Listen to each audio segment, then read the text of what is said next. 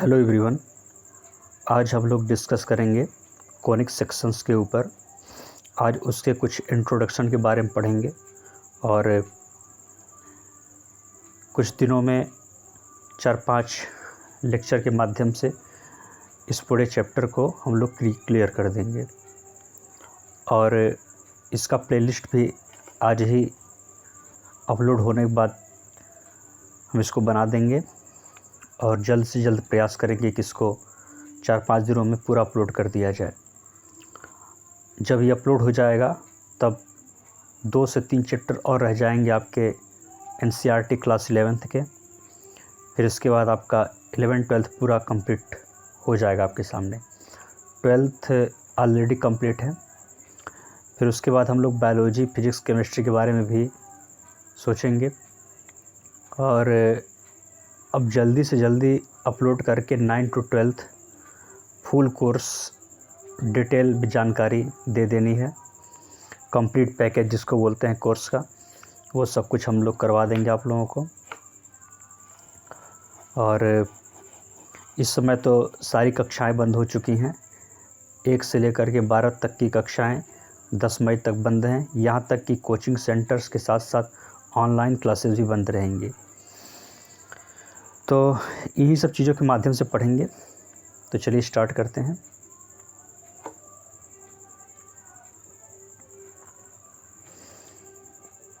देखिए 11 चैप्टर में conic section के बारे में पढ़ेंगे और ये पहले देख लें कि कॉनिक सेक्शन होता क्या है। एक कोन ही होता है, ठीक है, और कोन का जो सेक्शंस होता है उसी को कॉनिक सेक्शन बोलते हैं। और उस कोन के सेक्शन से हमें सर्किल, पैराबोला, एलिप्स और हाइपरबोला, ये 4 तरह के हमें स्ट्रक्चर देखने को मिलते हैं। और कहीं कहीं लाइन भी बताया जाता है उसको, लेकिन कॉनिक सेक्शन बेसिकली हम लोग 4 तरह की चीज़ों को पढ़ेंगे। तो देखिए पहले बात कर लें कॉनिक सेक्शन बनता कैसे है।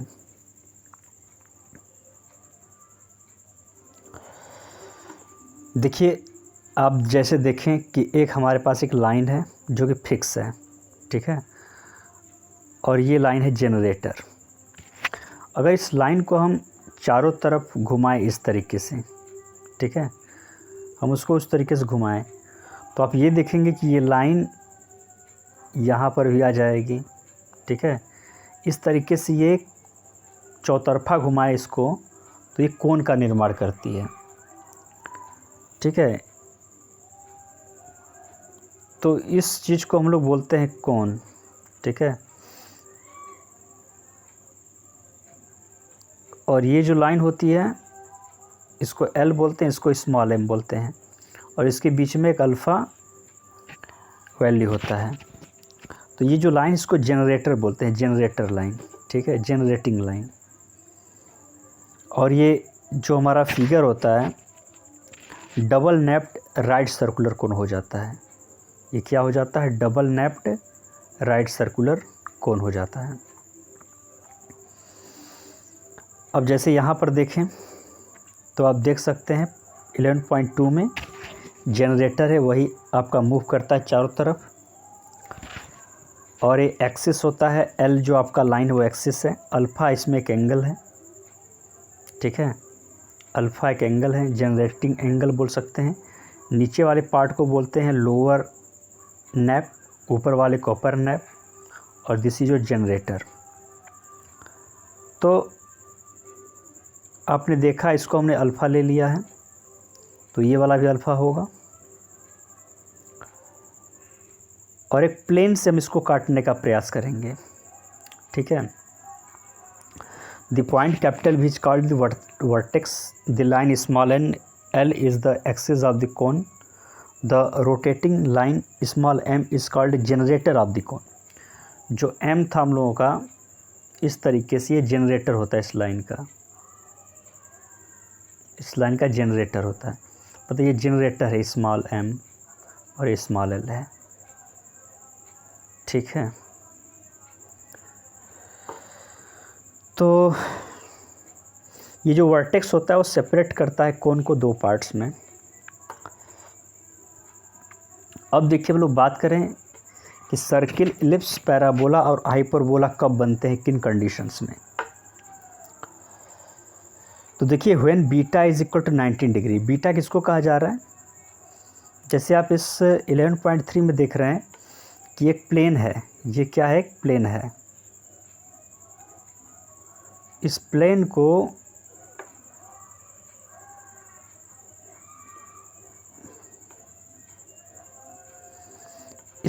आप देख रहे होंगे, इस प्लेन में ये जो इसको काट रहा है ये बीटा एंगल पे है यहाँ पे, ठीक है। तो उस वाली चीज़ को हम बीटा बोल रहे हैं। जो एम जो फिक्स पॉइंट है, स्मॉल एल जो फिक्स पॉइंट है, उससे ये बीटा एंगल बना रहा है। तो इस बीटा को और अल्फ़ा को ध्यान देंगे, जो जनरेटर लाइन और फिक्स लाइन से बन रहा है। तो ये बात हमें पता चल गई।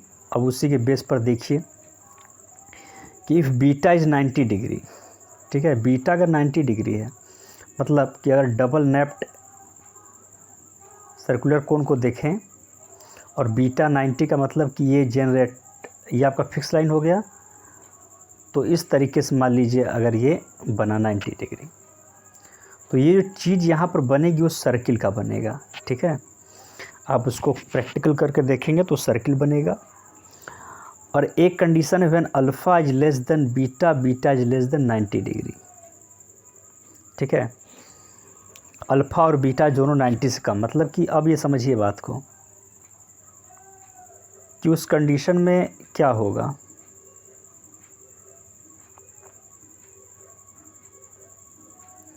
उस कंडीशन में ये होगा, अगर इस तरीके से करते हैं तो ये 90 डिग्री से कम हो जाएगा, तो कुछ इस तरीके का ये बनाएगा, यानी ये इलिप्स बनेगा, कुछ इस तरीके का फिगर बनेगा, इलिप्स, राइट। अब हमें ये देखना है कि when beta is equal to alpha, beta is equal to alpha मतलब देखिए कि डबल नेप्ड सर्कुलर कोन हो गया, ये आपका अल्फ़ा था, और मान लीजिए बीटा भी अल्फ़ा के इक्वल आ जाए, समझ रहे हैं ना। तो बीटा भी अगर अल्फ़ा के इक्वल हो जाए तो मान लीजिए कि इस तरीके से हमें ये मिल रहा है। तो अगर इसको ध्यान से देखेंगे तो कुछ इस तरीके का हमें पैराबोला मिलेगा, ठीक है। तो हमारे पास एक क्या मिलेगा, पैराबोला। जब आप इसको प्रैक्टिकल करेंगे कॉपी पे अपने, तो पैराबोला मिलेगा इस तरीके का, ठीक है, इस तरीके से है। और जब हम लास्ट कंडीशन की ओर आगे बढ़ते हैं तो इसमें दिया हुआ है कि beta is lying between 0 to alpha, मतलब अल्फ़ा से कम हो। उस कंडीशन में आप पाएंगे कि अगर डबल नेप्ड सर्कुलर कोन है, इसमें अगर बीटा अल्फ़ा से कम हो और 0 से बड़ा हो, ठीक है, यहाँ अल्फ़ा है, यानी बीटा अल्फ़ा से कम हो,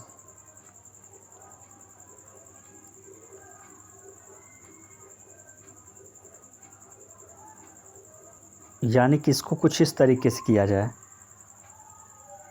तो इस कंडीशन में ये होगा कि ये कुछ इस तरीके से और एक कुछ इस तरीके से बनाएगा, यानी कुछ इस तरीके से इसका फिगर बनेगा।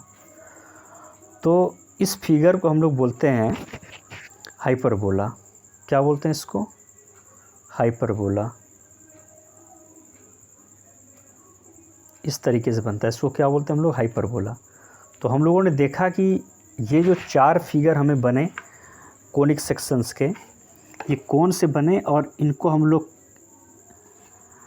क्रमशः किस तरीके से समझें। पहला जो बना था सर्किल था, दूसरा जो बना वो पैराबोला था, तीसरा जो बना वो एलिप्स था, और फोर्थ जो बना वो हाइपरबोला था।